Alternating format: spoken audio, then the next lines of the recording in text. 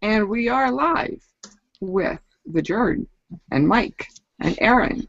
And we're going to talk for a few minutes and just kind of get everybody settled while we amass viewers. And so what was that about? Morning, everybody. Michael's from New York, so therefore he's allowed? Well, I'm just saying that possibly there's a stereotype about New Yorkers where cursing is a natural part of their vocabulary. I'm not saying it's true. I'm just saying it's what I've heard. My level of cursing blows away anyone else's that is on this panel right now. Love it. Love it.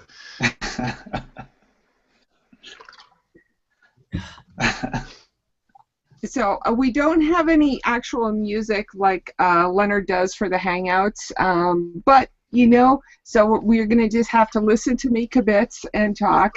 Well, like I said, I'm so glad Lenny's not here today. You know, it is. It's a blessing. It's a just blessing. so great. I think he's actually enjoying some time with friends this weekend, which is nice. He had, when I was talking with him earlier, he had sort of a it's all on you. I'm really happy not to be doing this today. So I'm kind of good for have him. this feeling that I'm being pushed off a cliff here. One of us will catch you. Absolutely. That's Maybe. why I chose all you guys, because I appreciate the got my back thing. So That's right. you guys certainly have had it with the SDCC Fit. And so, well, since we are 3 minutes after, let's get into it then.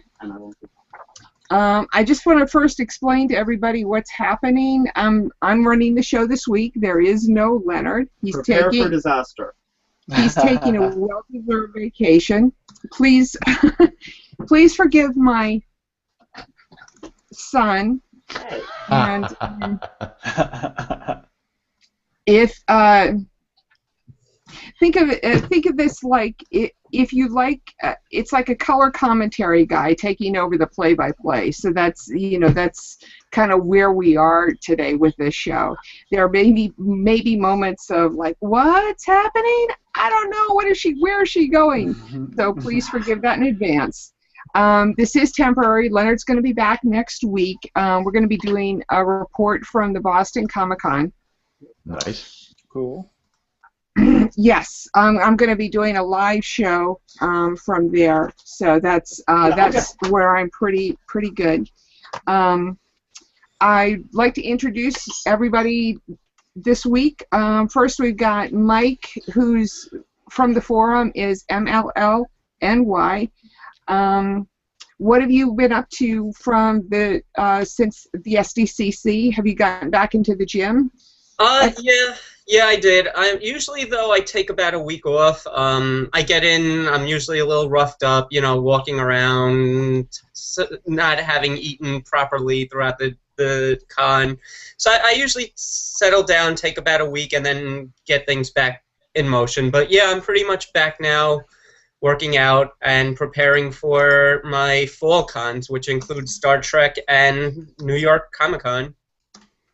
Mm-hmm.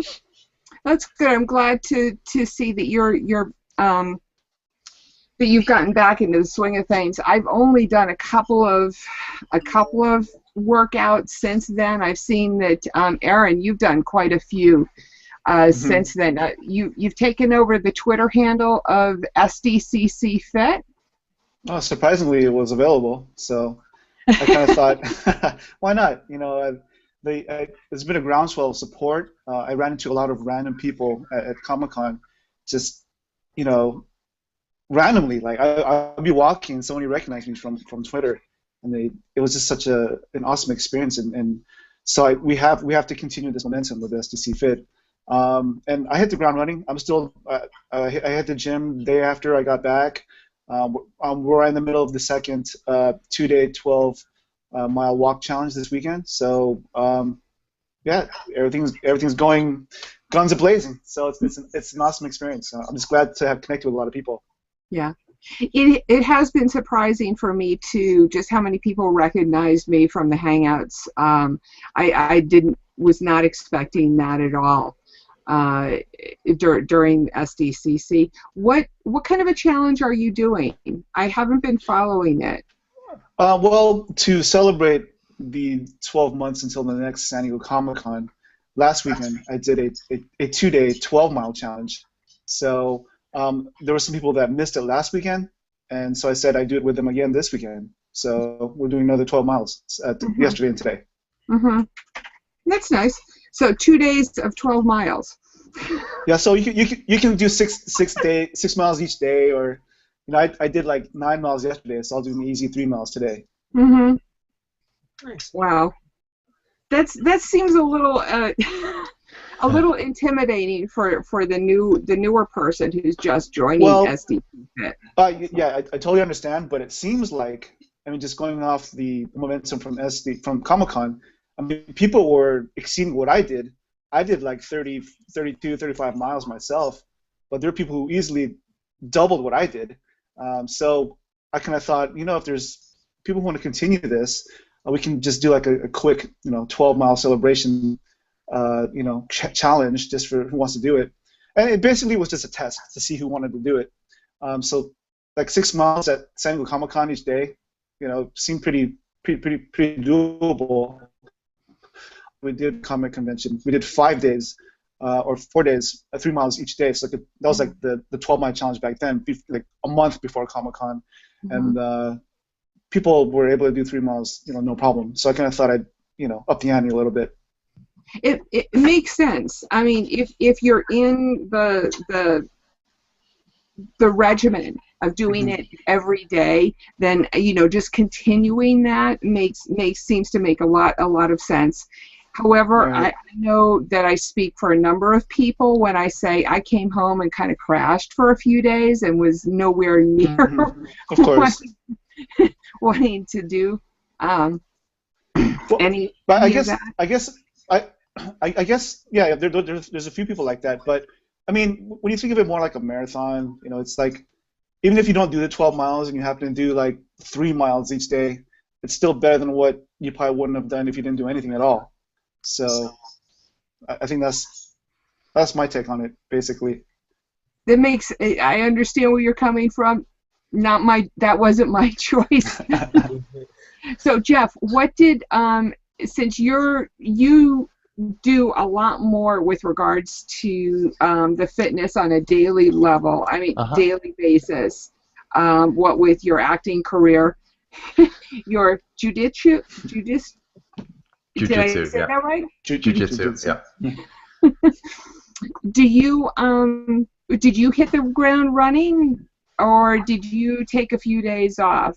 I didn't stop. So I was in the gym in San Diego, a couple times, hit the hotel gym and whatnot in the morning before I went to the convention floor and everything. I don't like taking big breaks because for me, momentum is a big thing. As long as I have momentum, I don't have any problem sticking with something. It's when I take a break and when I stop and I realize how comfortable my couch is that I run into problems. So I took probably about, I think I took 2 days when I came home just to recover from jet lag and everything. The jet lag coming home from the West Coast always gets to me. But other than that, it was just business as normal for me. So right back to it. Right back to it. Yep. Did I, speaking of your acting, did I read a tweet correctly where you had said that you're learning a full script in 2 weeks? Do you have another acting job coming up? Or? Yeah, I got a couple of small projects that I'm working on. I'm filming a horror movie in 2 weeks that we're filming literally in 1 weekend, and there's a lot of dialogue I have to cram into my brain in the next 2 weeks. So, yeah, it's going to be fun, though. I'm looking forward to it. Oh, good.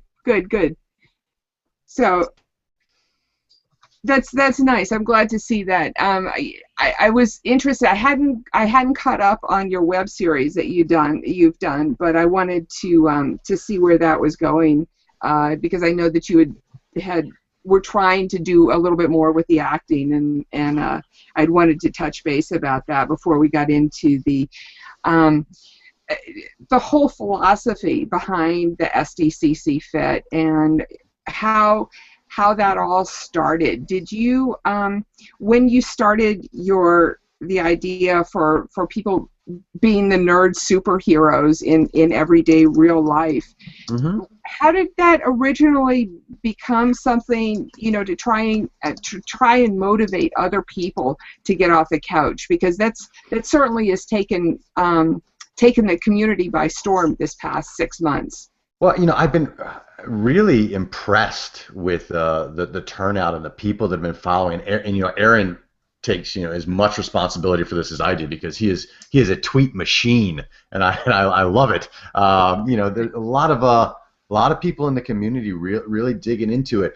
I got to be honest, I don't know what it was that made this catch, whereas other things haven't in the past. But yeah, SDCC Fit is the perfect hashtag, it seems, and has really caught people. I think, honestly, though, the reason why I wanted to push it myself is because every year I see the same thing. 2 days into the con, I'll see tweets from people that are saying, I just can't keep up, I'm crashing, I'm missing out on things because my legs hurt, my feet hurt, my back hurts, my arm hurts, I'm tired, I feel like crap, I've got the con crud, whatever the excuse. And I always feel bad because you spend so much money and so much time and so much effort just getting the tickets to get there, that it's just, I hate watching people not experience it to its fullest when all it takes is a little bit of reasonable prep leading up to it to enhance the con experience. So that's where it came from for me. I think that's a big thing, is that people who have gone to con in the past and they want to do it again, and they say, like you said, like 2 days in, they're like, oh, I'm dying. Like, they want to say, yep. All right, well, how do I get to the 4th day? And yes. All right, I'll still be tired. It's almost impossible to go 5 days and not get wiped out at Comic-Con. But how do I get longer into the con without being like wrecked? And I think that's where it caught on, in terms of getting people a little more fit, and also when there's that momentum of, you see, it's not just you who's tired, and it's not just you who are making that effort to make yourself better. That's where the momentum caught on, because it's like, oh, this guy's doing it, I could do that, and I could tweet about it, and then that person tweets, and then the next person tweets, and it bounces off of each other, and you get that little bit of camaraderie, adrenaline from it. Absolutely. One of the amazing cases, and I had thought about asking Jason Coe, Corgi Commander, to also be on the show, because he really has taken it, has joined in the SDCC Fit, and has really taken it to the next level of losing the massive amounts of weight. He's I wanted to give a shout out to Jason, because he did say good morning to everybody here. Continuing on with Samantha Maybe. Good morning, SDCC Fit people. Just sat down after a 6-mile walk run. Curious? Yeah. Yes, absolutely. Go for it. I'm not going to get that in today. Curious about what everyone is doing mid-workout. I think she's talking about music, audiobooks, or perhaps personal mantras, just to keep yourself motivated. That's a good question. For me personally, I've shifted away from music in the last year or so. I used to use music as a motivator for my workouts, and now I find that I listen to podcasts, specifically because it lets me take my mind completely off the workout. It's something that I can engage mentally with, and I can pay attention to that and get my mind off the soreness or the suck of a run, because it's easy to fall in that hole once you start noticing, like, oh man, I'm getting tired, this is hurting, I'm sore. It's easy to start justifying stopping. But I find that for me, if podcasts, and I guess audiobooks, which they mentioned, might be a good one as well. You're mentally engaged with something else away from the workout, and for me, that helps me get through long, intense sessions. I had worked with television shows for the longest time. I would watch TV, but then I actually, through a fluke, put some music on, and was kind of surprised at how much that did motivate me. But what I hear you saying is go back to the podcast or the TV shows. Well, everything's works for different people. So if music it used to motivate me greatly, but now I don't feel that I need motivation. I need distraction. That's why I've shifted my focus. But I don't know, Aaron, what do you do? Mike, what do you guys do? Well, for me, if I'm sorry, Mike. No, go. Okay. For me, when I'm doing weights, I like to get into like a certain mental like headspace. So I listen to a lot of like Queens of the Stone Age when I'm working out with weights. Mm-hmm. But for like cardio and walking, I second Jeff's podcast and audiobooks. I'm really interested into like social media and blogging. So I listen to a lot of audiobooks by Gary Vaynerchuk. There's a guy named Tim Ferriss, author of the 4-Hour Work Week. He's awesome. Like anything by Pat Flynn, he's another guy. And those type of people, because SDCC Fit is physical, but it can be mental too. I mean, you're feeding your body and your mind at the same time. When you go on these long walks, pop in an audiobook for a couple hours and zone out. You pick up a few things here and there that you can add to your life as a whole. So, I totally second audiobooks and podcasts for sure. For me, I used to do a lot of music. It used to be on my weights, I'd be music. On my cardio, I'd be music. I've actually stopped with the music. I don't actually now listen to anything. The reason I actually stopped though was because when you go to the gym enough, you start, you know a lot of people, and I was just getting tired of having to take my earbuds out to say, oh, hey, to this person in between a set, or hey to that person. And it was like I was barely listening to a song anyway, so I was just like, all right, I'm done. I'm not even going to bother to take the headphones because I have to spend 5 minutes untangling them out of my pocket. So now I just don't listen to anything. I just keep myself motivated just by the sheer motivation of being at the gym. The only thing I don't like, though, is the one thing, and I understand that for some people it works, some people it doesn't, is the TVs on the treadmills. And the reason I don't like it is because I find that people just are spending their time changing channels, and then they're slowing down and this and that. And I think, like, you're there to run. Keep the TV off for 20 minutes and focus on the run, you know? So, I don't know. That's my one little thing. Did you guys do anything with your diet during con? Well, for me, for me, like back in 2014, I believe was the first time I did like 5 days at San Diego Comic-Con. Before it used to be like a couple of days here and there just because of work. So like that experience taught me a lot of things, like how I should like double down on working out, losing weight. So I mean, for me, being Asian, I love my white rice, my white steamed rice. It goes with everything basically. So I had to cut that out drastically. I cut out soda, and just like getting rid of like empty calories and eating more whole foods basically. And I lost like 10 pounds in the first like 2 months easily. Right. So the next year around, I lost 12 pounds, and then this time around, I lost another 12 pounds. So that's like a simple way to get control of your diet is to just reduce your empty calories.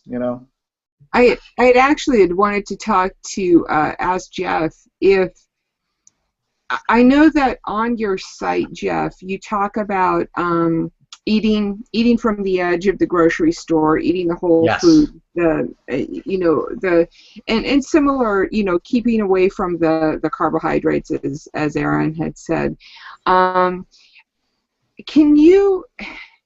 I've got a friend of mine who likes to follow diets. Sure. And I've been trying to explain to him why dieting per se isn't good, and it should be more of a lifestyle change. Can you add to that at all so that can you give me some ammunition to like say, no, you shouldn't try the grapefruit diet or the, some crazy Other than just saying that fad diets suck because they're terrible, I'm not a fan of them either. I don't think they work because they're short-term solutions to long-term problems, and they what tends to happen is people will go all in on a fad diet, and it doesn't matter what it is. They'll go all in on it, and they'll notice some quick change. They'll drop some quick poundage, yes, because you're usually drastically reducing the amount of calories that you're taking in, which shocking that you'll lose weight when that happens. I mean, crazy talk right there. But what happens is they tend to be a lot of them at least tend to be very difficult to follow long term because A, they're not very healthy usually. You're usually restricting calories too much. You're limiting the foods that you eat, and lots of times eliminating healthy things out of your diet that maybe you shouldn't be. But from a willpower standpoint, it's very difficult to make extreme, drastic changes to long-term habits, like how you eat. So eventually, I liken willpower to your power meter in a video game. You only have so much before it needs to recharge. So those diets, they sap that willpower meter really quickly, and eventually people break. And then they go back to their old habits, and usually they go back to those old habits hard. And then, surprisingly, they regain all the weight they lost and probably put on another pound or two, and then they get angry. And then they go looking for the next bad diet that'll fix their problem because, damn it, there's going to be a magic pill out there that'll do it for them. Unfortunately, not really the case. I think it's a lot easier to just eat relatively clean, like you said, shop from around the perimeters of the grocery store, avoid the box stuff, avoid the heavy sodium stuff, avoid the prepackaged foods, and just be cognizant of how much you're taking in on a daily basis and how much you're burning off on your workouts. Slow, steady change is sustainable. Quick crash diet changes aren't, and you almost always bounce back from them in a negative way. Yeah. Go ahead, Mike. Oh no, I was going to say, and to bounce off of that, I mean that's kind of how I mean I don't really have a set diet per se, but the thing that's helped me lose weight, is those small changes. Right. To say, like Aaron said, he cut soda.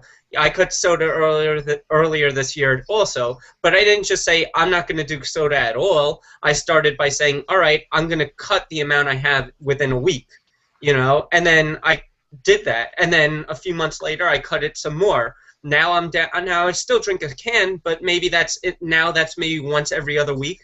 I mean that's like nothing, Right. And that's the way to do it. And the same thing can work for your food. Like if you're like Aaron said, he likes his rice. I like my Chinese food, but now instead of ordering the spare rib combo, you get the steamed chicken combo. Like a little change like that makes a big difference when you don't realize it. It really does. I like what you were saying, Jeff, about make it more of a lifestyle thing as opposed to a crash, a crash, yeah. The crash course, so that it brings it more into the everyday, slow and gradual versus the I'm going to lose 20 pounds this month, which never happens to people. Samantha maybe also has gone on to say, talking about the mental side of SDCC Fit, getting back to my workouts after Comic-Con really helped me get out of the post-con depression. And so I was going to want to talk about that, obviously, because I know I certainly suffer from post-con depression, PCC. Sure. Do any of you have testimonials you're willing to share about how being SDCC Fit has affected your own mental health? Interesting. That's an interesting question, Samantha. I mean, I will certainly say that in terms of post-San Diego Comic-Con, I mean, I'm one of those people, to be honest with folks, who have been known to cry on the plane on the way back to the East Coast. Oh, exactly. But you end up getting. I ended up getting over it primarily by planning for my next conventions. That was predominantly how I get over the post-con fit. I know that both Jeff and Aaron have said that they jumped right back into the SDCC fit. And Jeff, you said you'd never stopped. You were actually working out through the con. So did you find that increase in endorphins helped you get over the depression? I will say this. I noticed the increase in endorphins from my morning workouts got me over the previous night's lethargy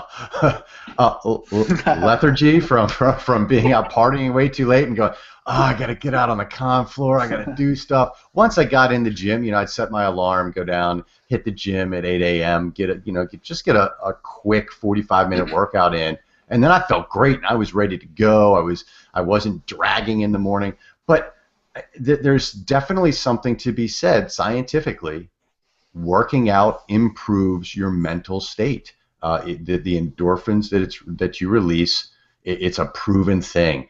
If you're working out on a regular basis, it definitely helps. Now, will it help you get over the post-con crash? I don't know, because that's a special kind of crash. I always feel, that week after Comic-Con, I'm like, man, I gotta wait a year. Oh, it's the worst. I get so sad, and I miss everybody, and I wish I get sad the night the convention ends. I always get my pouty face, and my wife always looks at me and shakes her head, because Nerd Prom is over, and I'm so upset. But yeah, no, I think sticking around on the train and not letting yourself slack off, it definitely can't hurt.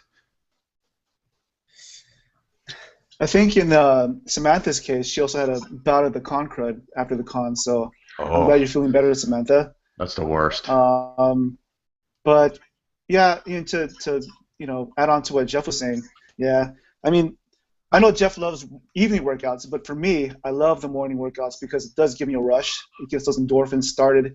It puts my mind in the right place to get to tackle the day, to get things done. So for me, I love morning workouts. I love the endorphins, and as it pertains to jumping onto the SDCC Fit workout right after the con, I mean, it's like I say to other people, SDCC Fit is about getting fit for Comic-Con, but it's also about getting fit for life.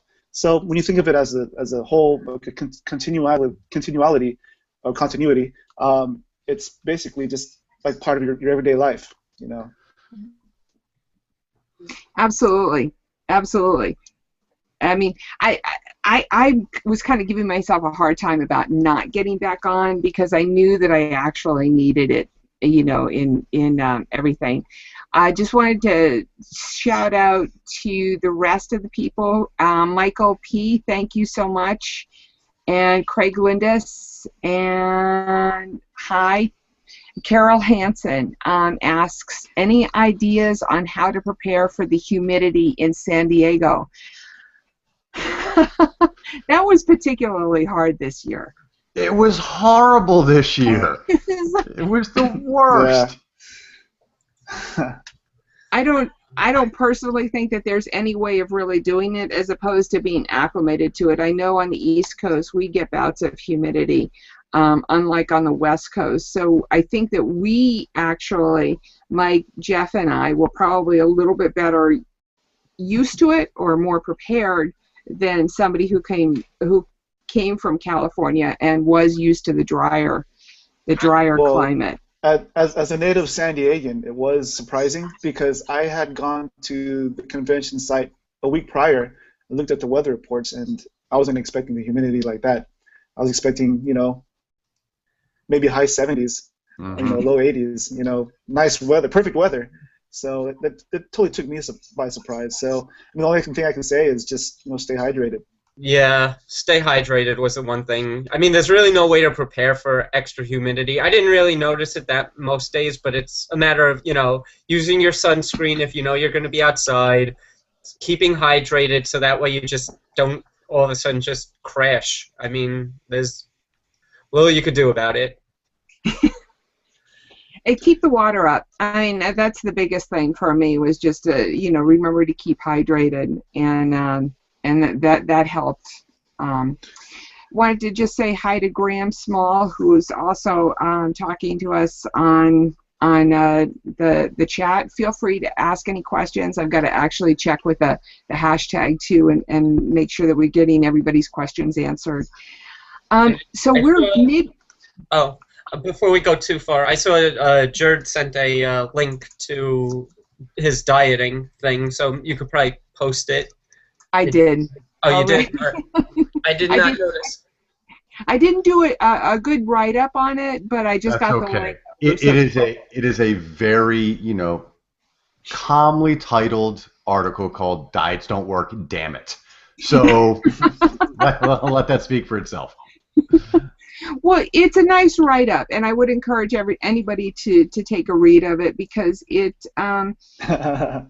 what it does is it incorporates a number of different philosophies. That's basically lifestyle changes, as opposed to I'm going to get ready for bathing suit season, which is the antithesis of what a good diet, in my opinion, should be, or a good eating plan should be. So we're halfway through con season. Do you guys? I know that on my horizon, I've got another convention coming up next week, and New York Comic-Con coming up in October. Do you guys have any major conventions coming up? For me, the next one for HallH.com will be Long Beach Comic-Con. It's a smaller con. Also, Stanley's Kamikaze in October. And then there's a more like artist-centric con called Designer Con in Pasadena that we like going to. So we like to connect with a bunch of the artists over there as well. So those are like the top three in the next few months that we're going to be going to. Mm-hmm.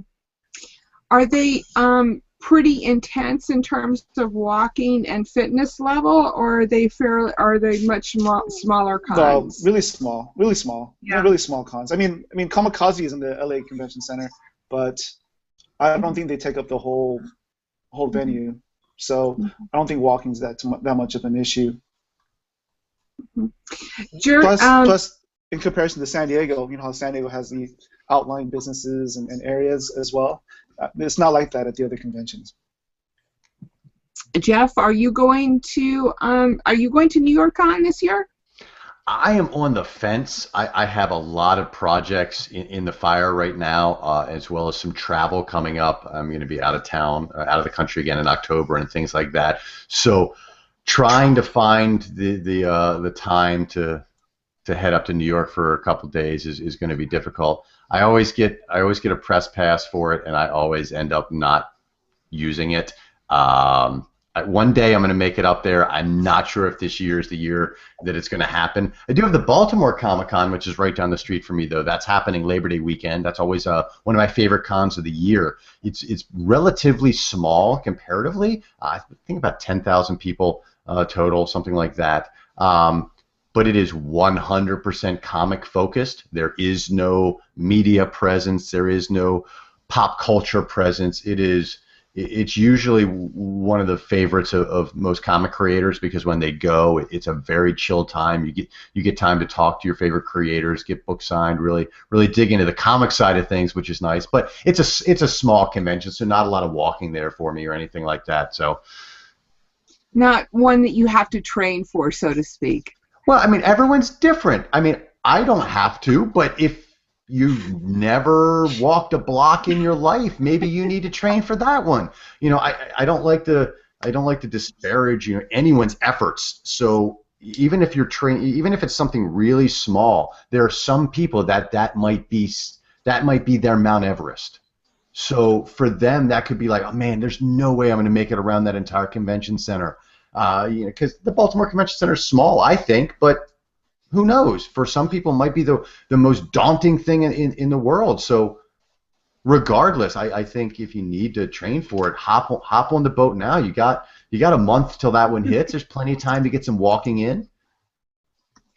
Absolutely. You bring up a good point, because if I had tried to have done San Diego way back in December last year, I probably would have been exactly in the same position I was in the previous year.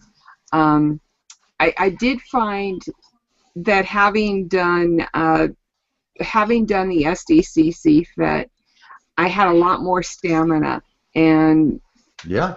through San Diego, to the extent that on Monday I was running late to meet some friends, and I actually broke into a little bit of a run. just for a little block on Monday. My feet didn't hurt. So that's a testimonial to anybody who's thinking about joining just a half an hour, every day, every other day, that kind of thing, to dovetail onto what Jeff has been saying, that every little bit does help. Mm-hmm. And the reason why I was asking about New York Con is because, and Mike, and I know that Mike and I are both going to the New York Con, Nice. is that I find that has as much or close to it, and Michael jump in here, of walking as San Diego does. Do you find that there's as much, your feet are as tired after New York Con, Mike, as in San Diego? A little bit, yeah. It's very similar.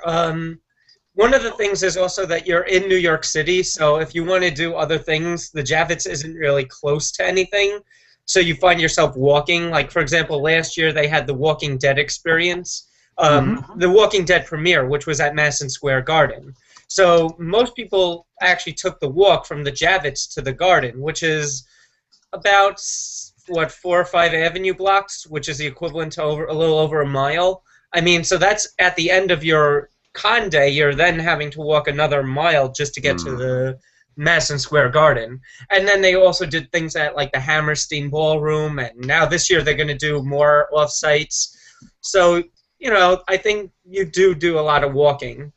I don't know if it's quite as intense as San Diego, but it's certainly up there.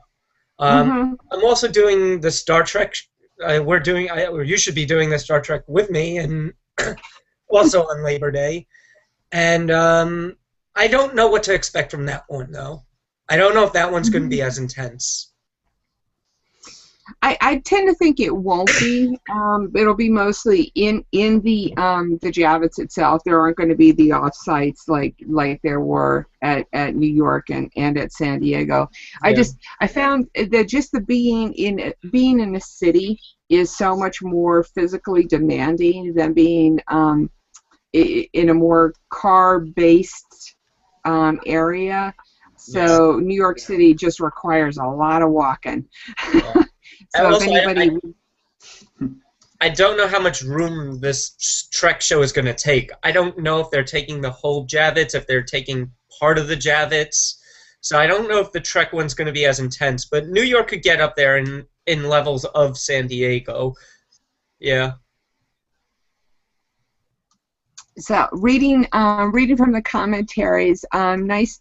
Super Cat Chick says, "Nice to see you guys. Now feeling semi-guilty about the leftover Taco Bell I had for breakfast." Listen. You should feel guilty about the Taco Bell that created the leftovers too. What are you eating Taco Bell for? Come on now. No, seriously though, it's okay once in a blue moon. It's fine. Everyone enjoys. I went out last night with my wife and whatnot and some friends. I had a big old plate of chicken wings. Things happen. It's okay. Don't get on yourself for every bad mistake. If it's a common occurrence, maybe then reevaluate your diet choices. But we all have our moments. The rule of thumb that I use is like every couple of days, every couple of weeks, I'll do like a big, a week, every week or two, I'll do, I had steak tips last night, for example. Not normal, or ribs or something like that. Is that about normal in terms of, the splurges that people should allow? Depends. I hate to say that answer, but it really depends on where you are in controlling your diet. I think when you're first starting to try and get fit, you're trying to eat healthy, you're trying to break bad habits, you want to space those cheats out because they can get out of control. I find that for myself now, once a week is pretty common for me. I try and live by an 80-20 rule. 80% of the time I'm eating right, 20% of the time I'm not. If you kind of split out how many meals you eat during a week, that turns out to about 3 meals a week you can kind of just cheat on, not worry about. So I take a day, and usually it's a Saturday or a Sunday, and I just don't pay any attention to what I eat, and I eat whatever I want. But if you're just starting out, you might want to be a little more rigorous about it and do it like you do, which every couple weeks you give yourself a cheat. But cheats are very important in my opinion. Because they let you reset that willpower meter I was talking about earlier. Don't just constantly try. You're not living like a monk. You don't need to be completely, pure and clean. It's okay if everyone's got their thing. Okay, so it's important to let yourself enjoy that thing once in a blue moon. For me, it's things like wings. And donuts, wings and donuts. Those are my. I love them to death. So I will occasionally be chowing on some donuts. I'll be eating some wings. And when I go to the movies, I don't drink soda. At the same time? At the same time. But when I go to the movies, I always get a soda. I don't know. It's something from my youth. So when I go to the movies, I have a Coke. And there you go. But yeah, whatever your thing is, if it's Taco Bell, go for it. If it's ribs or steak dips, go for it. I don't know if it's going to a Brazilian barbecue and eating yourself into a coma, Mike. I would go for it. Whatever. We all do those things. Yeah. I had a family birthday yesterday where we went to one of those Brazilian Rodizios, and I stuffed myself silly. I didn't think about it. I just that was the end of it. And but again, I'm a little different than Jeff. I actually don't really have a specific diet, but I also don't just eat any and everything. Like, I don't snack on candies. I've cut the soda out. I don't do like a lot of snacking, but I kind of do eat what I want to eat. So, but I do weigh myself, and I know where my weight is, and I'm happy with my weight. So that's another factor. If you're happy with the results you're seeing and you're happy with the weight, you don't have to always just say, oh, do I have to go 100% crazy? It's like you have to also be happy with your body. That's the other thing. Yes. Like. Absolutely, and it makes complete sense. I had resisted adding weights into the regimen. Going back to being happy with your body, and I resisted the whole weights, adding that in. But I think, I know you're shaking your head. Yeah. What? No, I wasn't shaking my head. I just massaging my neck. I had a right. Okay. No. I will officially say you guys are right, and that I should be doing a little bit of with the weight training. At least body resistance, I think, is the way, more so than just lifting weights at the gym, because I'm not a gym person. But at least you've got a nice program on your website, Jeff, for the weightlifting and body resistance. What did you call that? The Nerd Fit 101 or 102? Well, there's Nerdcore Fitness 101. I also have Nerdcore Fitness 102 up on the site right now.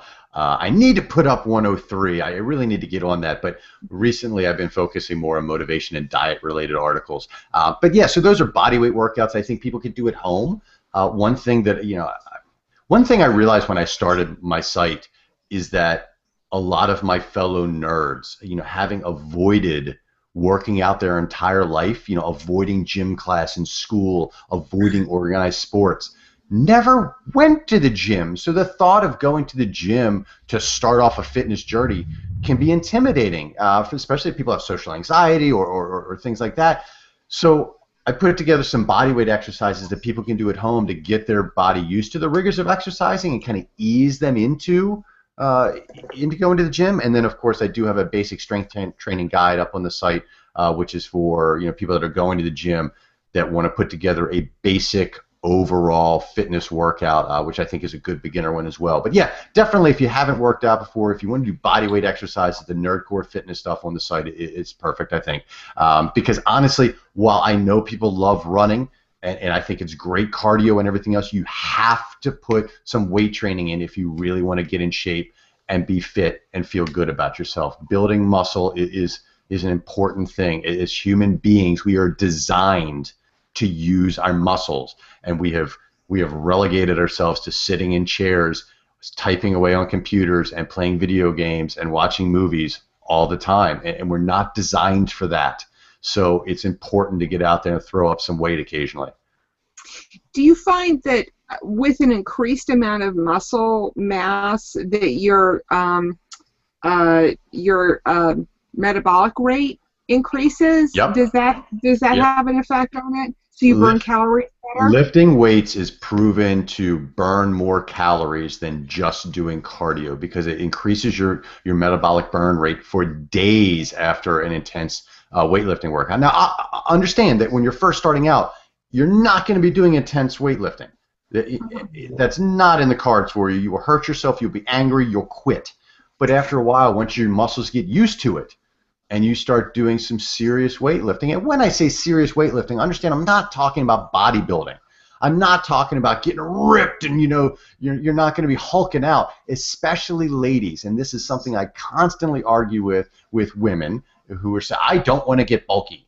You're not going to get bulky unless you are eating immense amounts of calories. It takes calories to build muscle. If you're also restricting your caloric intake, and you're paying attention to try and lose weight, lifting weights isn't going to make you heavier. It's not going to make you jacked. You're not going to look like a man or any other silly excuse I always hear. It's just going to get you in better shape. And honestly, I think some people want to lose weight to feel better. Some people want to lose weight to look better. Lifting weights is what makes your clothes fit better. Lifting weights is what makes you look better in that bathing suit. Lifting weights is what makes you look better naked. That is where your form comes from. So it's just the truth, So I think it's important, and it doesn't have to be heavy weights, but yeah, get those muscles engaged. It's important. I have the muscles, and now I find I can't put shirts on and off. It's just too hard. I can't reach. You just can't do it. Oh, so ripped. Too hard. Yeah. Jacked. I was also under the impression that, for those of us who are not interested in bulking up, that if you did high repetitions, like 30 low weight lifts as opposed to 10 strong, intense weight, that the lower weights were better for a long sinewy muscle. You need to define lower weights. So here's the thing. Here's my rule. If your dumbbell is pink and it weighs less than 10 pounds, stop it. Just put it down. You stop that. Because bad. That's hard. Nothing drives me nuts. I'm going to do 50 reps with this 10 pounds. That does nothing for you. But yeah, you do want to do higher reps, maybe 15 in your set, as opposed to if you're really pushing hard and you're trying to really increase your strength, you tend to do 5 to 8 reps of a really heavy weight. But yeah, if you're looking for more of the more elongated muscle look, you're not looking to really build muscle, you're just looking to get muscle endurance and feel stronger and better about yourself. 10 to 15 reps is good. But again, those are all very subjective, and it depends on what you're trying to do. These are kind of blanket generalities that a lot of times don't apply depending on your body type, the exercise you're doing, what your goal is, et cetera, et cetera, et cetera. So hard to say, but as a general rule, sure. Aaron, what do you think on that? I agree. A lot of it is based on genetics. Seriously, I mean, not everybody can be, you know, a world-class bodybuilder or like a power lifter. A lot of it is deciding genetics and how much hard work you put into it. So personally for me, I like to do, you know, my time is important. I have a lot of things going on. So when I'm in the gym, I mostly do circuit routines, full body circuit routines, like maybe 3 times a week. Something I can do in like 30 or 45 minutes in addition to my cardio. So when I switch off the exercises here and there, but for the most part, if it's a full body routine, starting off with like legs, since those seem to be the areas where I need to work on. I mean, they require the most, I guess, intensity. So I get the legs out of the way first, and then from there I go to the, you know, chest and back, and then my core, and then end up with biceps and triceps. So for me, in a nutshell, that's my routine. Yeah, I would say, to bounce off on what both Jeff and Aaron have said, is a lot of it is body type. I mean, because having been at the gym for a while, I'm a naturally bigger person. If I stop working out, I'll balloon up. I'll gain weight. I won't, you know, like, I won't lose all the muscle mass. I'll just become fat. And that's where I used to be years and years ago before I did, you know, started my weight training. But I know so many other people at the gym who are really skinny guys who they're like, we're all trying to meet in this middle, like, area. Like, I'm a big guy coming down, but they're little guys trying to, you know, build up. So it really, what you do to get to where you need to go is going to be a lot of based on what you can do based on your body type.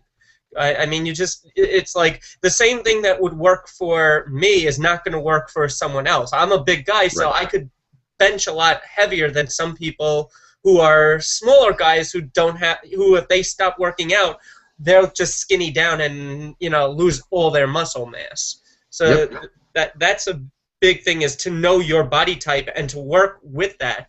I mean, there are skinny people who I look at the gym and they're not doing weights, they're doing a lot of calisthenics, you know, like pull-ups, lift-ups, and they have a ripped six-pack. And I'm like, I could be at the gym, I could, you know, do pull-ups till my arms fall off, and I'm just a big guy. That's not my body type. You know, to get to that degree. Anyone? No one. I have a. Well, it was going to go to our question and answers. Samantha maybe again is asking the panel if anybody has any tips on how to handle sore feet. I know that for me, I didn't have sore feet this year. Did either of you, any of you guys? No. I think for me, the biggest thing that I did to change that was obviously, you know, increase workload and walking, but also make sure you're wearing the right type of shoes. I have wide feet, so I have to find the right shoes for me.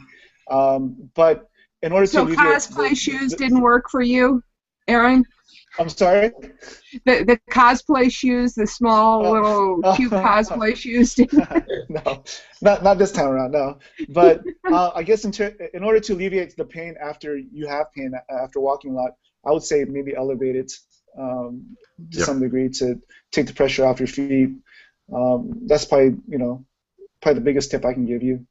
If you have a gym, if you have a gym with a hot tub. Spend a few minutes in there. Right. Yep. That's good too. I just want to echo what Aaron said about shoes. I think that's where a lot of people think they have shoes that fit when they're only walking very limited amounts, because there's no time for your shoes to really wear down on your feet. But once you start walking a lot or running a lot or doing whatever, you might think that, oh, my feet just can't take it, when really it's not that your feet can't take it, it's your feet can't take your crappy shoes. Go out and get some decent shoes. If you're running and you're having a constant problem with it, I know there's a lot of specialty stores around that will do real fittings for running shoes for you, where they'll make you run on, I forget what they call it, but they measure your gait and everything else. They do some computer analysis of your stride and things like that, and they'll help you pick a good shoe for you. So maybe that's something to do. And don't ever be afraid to go get a foot massage. The other thing that you can do is look at the bottom. If you have a running shoe or you have a shoe that you've worn quite a bit, look at the bottom of it. And if it's worn on the inside of your midsole or on the back, the excessive wear on your heel, that means that you pronate. You may roll in a little bit with arches, and you may want to look at a more supportive, corrective shoe. And if you were to go into a running store, they'll and you say, I think I roll in, or I think I roll out. Can you work with me on this? They'll probably be able to find a shoe that would help you a little bit more. Unfortunately, Samantha goes on to say that she's ready to show off her cosplay.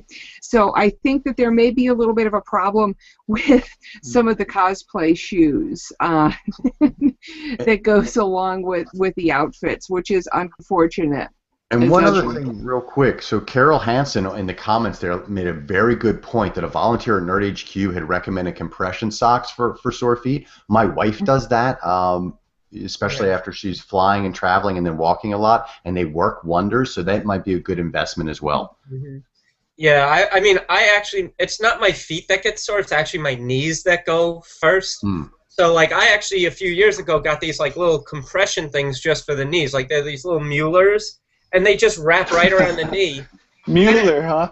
Yeah, Mueller. I will take my cut of that sale somehow. I don't know why or how, but nice. I mean, but like they work. I mean, they work a little bit, and they compress my knee a little bit, and you know, they relieve a little bit of the tension. Yep. So, you know, if you like the compression, if you like, you know, you could use that stuff in your con to extend your feet. Is it gonna make it that you're not tired at the end? No, but it'll probably extend yourself a little bit. Yeah, totally. It makes sense. A lot of people do come into where I work and are asking for the compression socks, so that makes a lot of sense, especially for days. I have a feeling that they would work when I'm sitting like in Hall H or sitting on the plane. That's where I think that the compression socks might help a lot. Is that a misconception, or should I be wearing them when I'm actually walking a lot?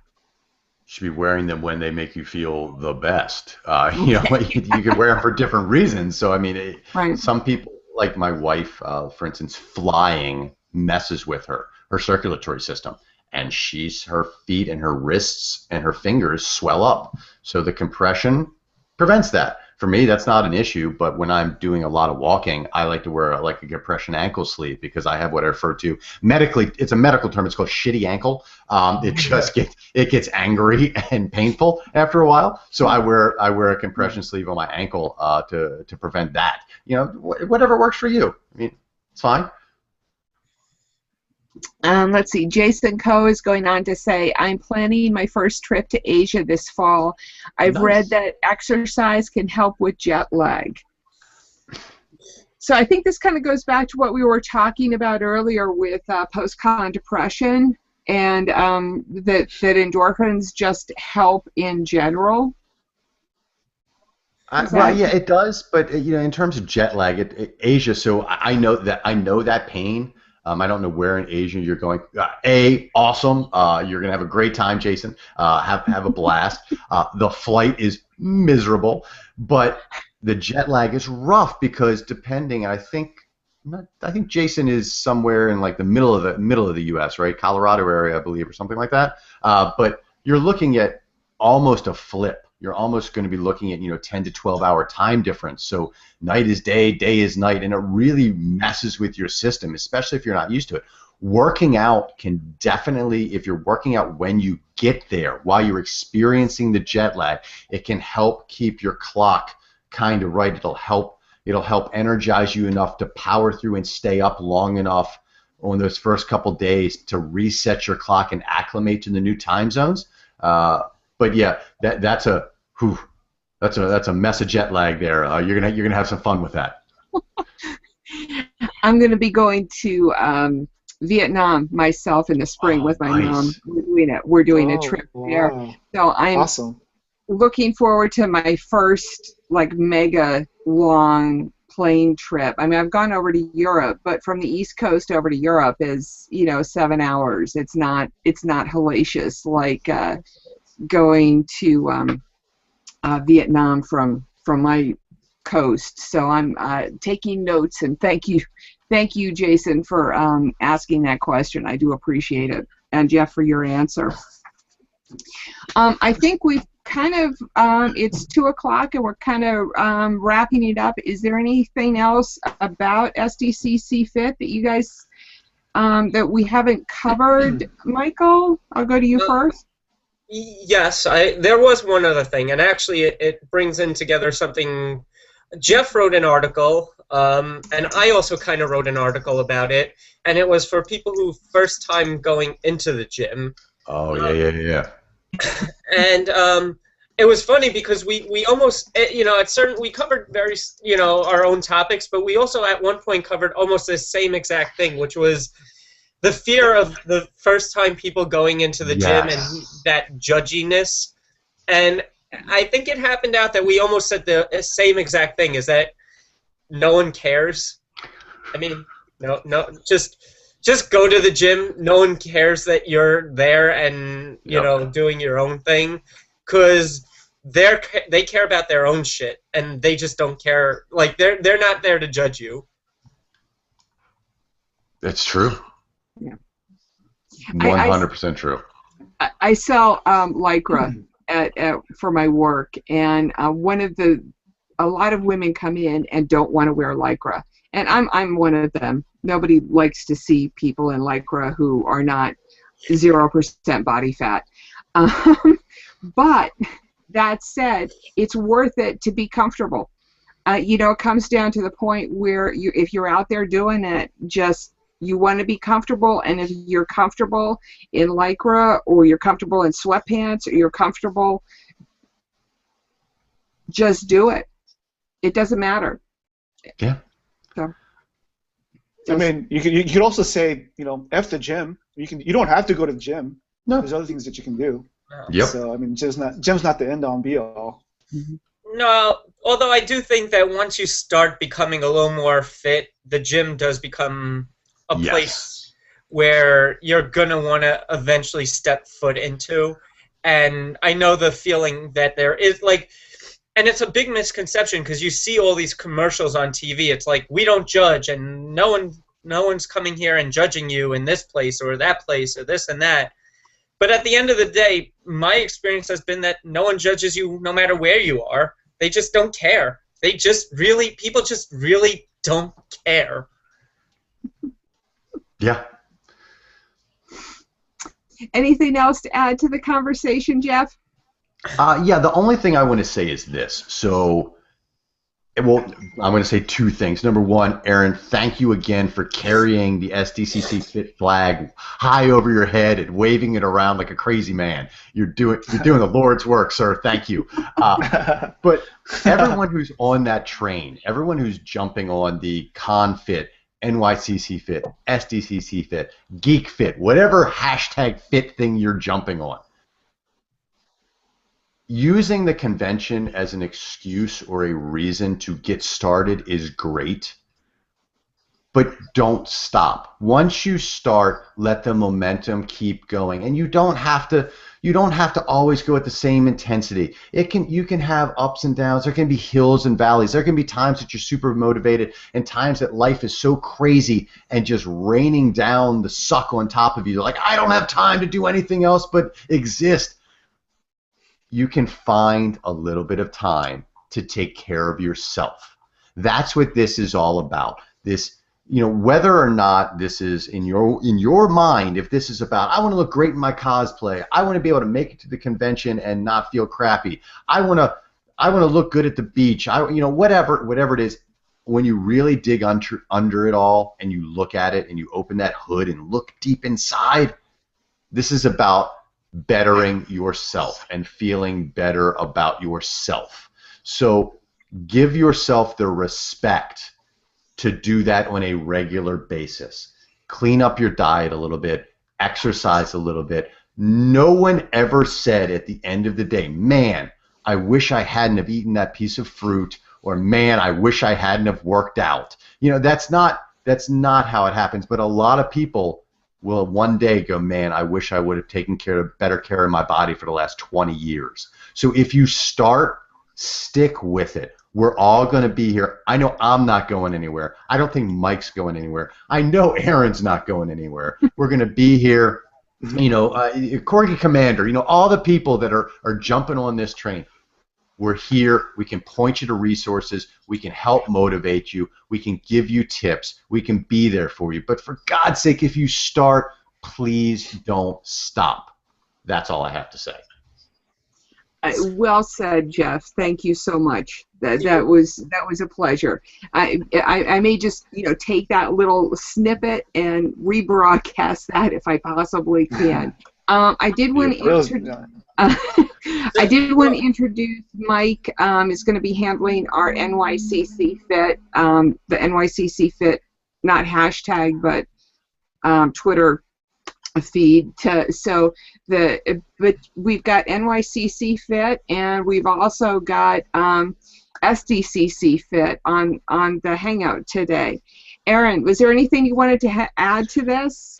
Well, there's one thing I'll probably end with. Samantha, maybe, who was commenting earlier, she had said something near the end of July. She said, after only 2 months of being SDCC Fit, I felt such amazing results. I want to be SDCC Fit for life.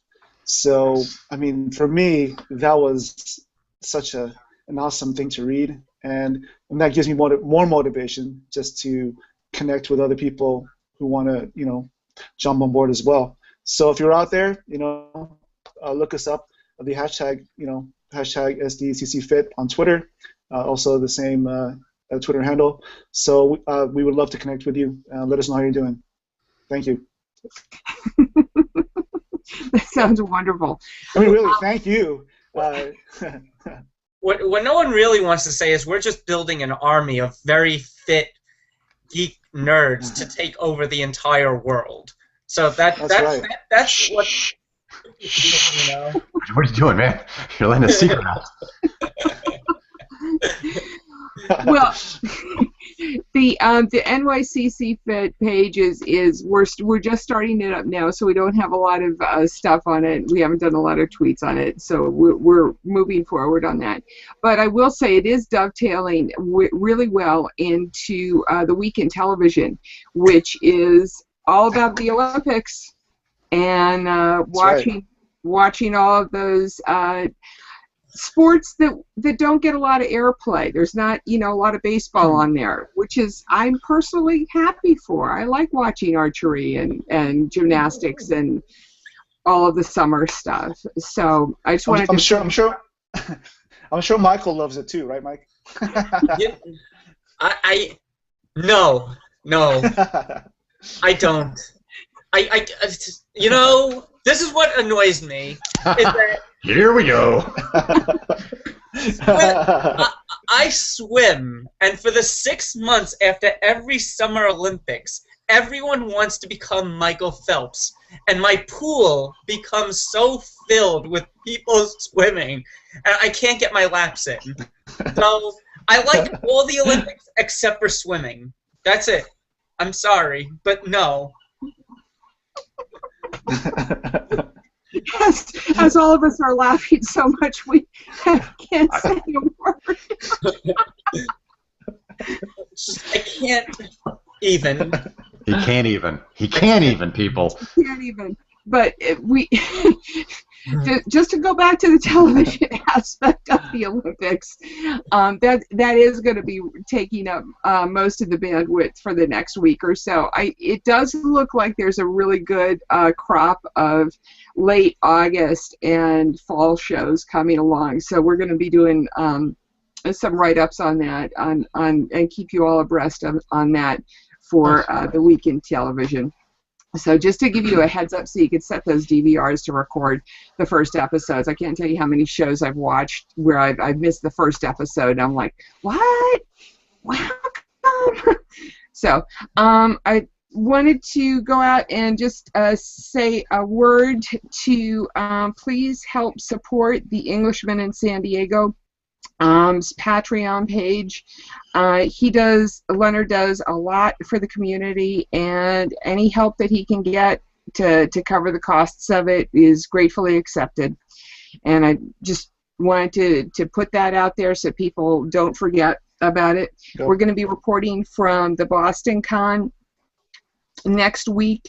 I will be doing a live report. There's going to be a cosplay section from the Boston Con, and I hope to get over there and do I don't know, at least 15 minutes and go through the booths over there and talk about some of the events that are happening, because it is a pretty big con for cosplay, and a lot more so than there was at San Diego this past year. So I wanted to thank everybody for joining me today and talking about mid-season SDCC Fit and helping us keep motivated into the rest of con season and through the winter months. So, and for life. And for life. Aaron, where can people find you? You can find me in 3 different ways. The SDCC Fit hashtag on Twitter and the account. I operate a blog, hallh.com, with my buddy Alex Benedicto, and I also have my personal Aaron Nabus Twitter, where I cover a lot of social media and graphic design related things. So that's where you can find me. Wonderful. And Mike, where can people find you? They can find me a few places. Usually the same handle everywhere, so it's MLLNY, and that's at Friends of CCI. That's on Twitter, and that's at my High Def Ninja, which is where I generally do all my press stuff from that site. And you'll start seeing tweets from me also from NYCC Fit as well. Wonderful. And Jeff, where can people go to get motivated and maintain your motivation and SDCC Fit for life? Well, there's a lot of places you can find me. So first off, go to thejerd.com.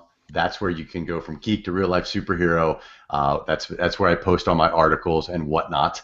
You can find me on all the social media, be it Instagram, Twitter, YouTube, Facebook, all under the Mighty Jerd. You can also find me if you're interested in anything else I'm doing on Facebook. You can like my fan page, which is Official Jeff Muller.